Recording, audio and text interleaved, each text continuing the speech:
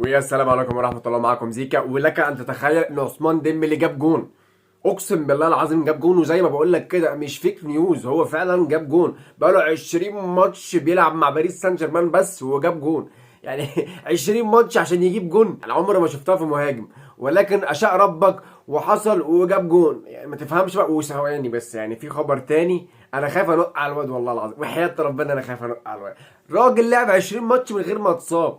يعني المستشفى بتبكي بدونه، يعني المستشفيات كلها عامله حداد ازاي عثمان ديمبلي بقى له 20 ماتش من بدايه الموسم لسه ما اتصابش وما جاليش. الله يرحم ايام زمان، كان يطلع من اصابه يخش في اصابه، مش يطلع من ماتش يخش في ماتش. لا، كان يطلع من اصابه يخش في اصابه. مراته مغربيه تقريبا، هي عملت له عمل كده ان هو ايه يكمل الموسم للاخر، ويعني الواحد خايف ينق عليه، ولكن طبعا ربنا يوفقه في اللي هو فيه. وبرضه الحق يقال ان هو جايب جون جامد فشخ. جون يعني هو الراجل عنده جوده عاليه قوي، الراجل دوت حرفيا ساحر، بيعمل كل حاجه في الكوره بمهاره، راجل سريع، راجل عنده دريبنج عالي فشخ، راجل يعرف يصرف لك. لو انت بص مزنوق على الخط انا هتصرف وافتح سبرنت واهين المدافع واجري واعمل لك باص حلو، يعمل كل حاجه في الكوره الا ان هو يجيب اجوان. واما جاب جون، جاب جون جامد فشخ، لمسه فجاه خلى المدافع في ظهره، فتح سبرنت حط الكوره من خرم ابره مدفع. لا لا، جون جميل، جون كده تتبسط وتتفرج عليه، تتفرج عليه مره واثنين وثلاثه كمان. دوت بالنسبه لديمبلي. نيجي بقى لدوناروما. دوناروما انا عندي عليه علامه استفهام قد كده كبيره فشخ. الراجل يعني اما كان مع ايطاليا في اليورو وجاب لهم اليورو، كان راجل حرفيا اخطبوط، كان راجل ما فيش افشخ منه في حراسه المرمى.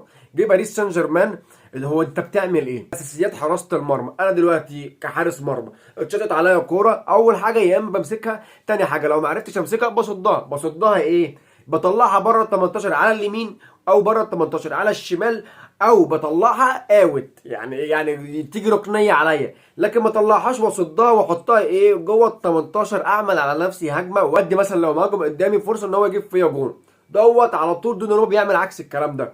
انت بتصد ليه يا حبيبي؟ صد، ما عنديش اي مانع، اما تجيلك كوره صدها بس طلعها بره ال 18 او طلعها اوت، لكن ما تخلقش فرصه عليك. هو كل حياته بيعمل الخرا ده. بل في حاجه بقى جديده ظهرت عنده، ان اي حد بقى يضغط عليه بيديله الكوره. طب يعني ما تخلص من كورتك، انت بقيت تخري بس. انا نفسي اشوف لك حسنه من ساعه ما رحت باريس سان جيرمان. ده غير اصلا ان باريس سان جيرمان معاه جوز مدافعين قلوب دفاع عره، يعني عندها باكات جامده فشخ، جوز مدافعين خرا فشخ. عندها مين جوز مدافعين؟ عندها ماركي اللي عمره ما عنده شخصيه، انا مش شايف له اي شخصيه كقلب مدافع. انت المفروض ان انت قلب مدافع، انت اللي بتقود الفريق ده كله، اللي قدامك ده كله انت القائد بتاعه، انت اصلا ما عندكش شخصيه.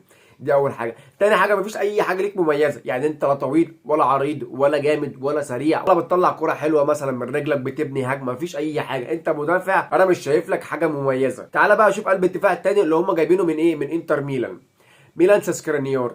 انت بتعمل الراجل دوت، هو شكله وجهه كده وشكله طول بعرض، وتقول بص الراجل دوت مدافع نار على زيت حار. تيجي تشوف قلب الملعب ايه الخرا اللي انت بتخريه ده يا عم؟ انت اي حد بيقشك، اي حد بيفتح عليك سبرنت، انت اما تيجي حتى بتاخد الكره من المدافع انت بتطلع رجليك كده وتقشه. انت عندك حراسه مرمى وقلبين دفاع كلهم سكه. عشان كده باريس سان جيرمان كل ماتش يخش فيها جون اتنين، جون اتنين، وفي ماتش بيخش فيها اربعه، وماتش بيخش فيها ثلاثه. حرفيا النقطه المضيئه في باريس سان جيرمان الا هو واحد بس في الهجوم، الا هو مبابي. يعني الراجل دوت باريس سان جيرمان من غير الراجل دوت باريس سان جيرمان كانت هتبقى في حته ثالثه خالص، حتى ما حدش بيشوفها اصلا. يعني ما كانتش تاخد الدوري، يعني هي ممكن اصلا تاخد الدوري بسبب امبابي، ممكن توصل قريب شويه في مراحل متقدمه في دوري الابطال بسبب امبابي، لكن اي ما تحلمش اصلا بحاجه اسمها دوري الابطال. مستحيل مستحيل. هو راجل المباراه عندهم في كل ماتش، هو بس الماتش الاخير اللي كسبته 5-2 قدام موناكو ديمبلي بس هو اخد مان اوف ذا ماتش عشان هو جاب جون. يعني الراجل بص جاب جون، فضلوه ايه، يلا يا عم انت عمرك ما جبت جون، اديك جبت جون وهندي لك مان اوف ذا ماتش، يلا يا عم اتبسط. الماتش الجاي لباريس هيبقى في دوري الابطال قدام نيوكاسل اللي فشختها 4 في قلب انجلترا. هتشوف بقى باريس سان جيرمان هتاخد بطارها قدام نيوكاسل بفرنسا ولا هتاخد على عينها كمان، وانا برجح ان هي هتاخد على عينها كمان، لان باريس سان جيرمان عندها عجز كبير وضعف كبير في الخروج بالكرة، ودوت اللي بتلعب عليه نيوكاسل، غير ان نيوكاسل صلبه جدا دفاعيا، فباريس هتعاني. خير ولا خيرا، كان معكم زيكا. لو انت لسه مش عامل لي اشتراك اعمل لي اشتراك للقناه، ولو انت مش عندي على الفيسبوك اعمل لي فولو واعمل لايك وشير وكومنت، ويعني تشقلب في القناه